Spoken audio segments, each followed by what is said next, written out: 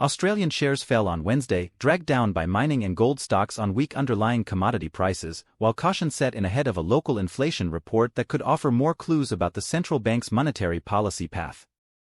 The S&P/ASX 200 index declined 0.4% to 7,493.4 by 0004 GMT. The benchmark rose 0.9% on Tuesday.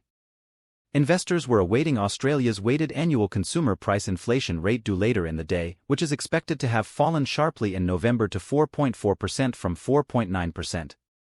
This would be the lowest in almost 2 years, and would follow an even steeper fall the month before to 4.9% from 5.6%.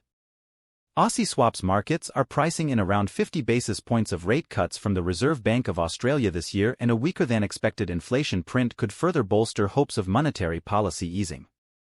In Sydney, miners led the losses, dropping 1.9% in what could be their worst session since December 5, 2023. Iron ore futures dropped on Tuesday as Chinese steelmakers remained cautious on pre-holiday restocking amid lackluster steel demand. Mining behemoths BHP, Rio Tinto and Fortescue slipped between 2.2% and 1.9%. Gold stocks skidded 1.8%, hitting their lowest level since December 14, 2023.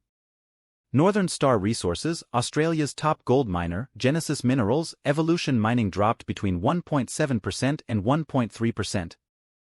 Australian shares rise more than 1% on mining financial boost. Rate-sensitive financials declined 0.2%, with the Big Four banks falling between 0.2% and 0.3%. In New Zealand, the benchmark S&P/NZX 50 index fell 0.3% to 11,808.8.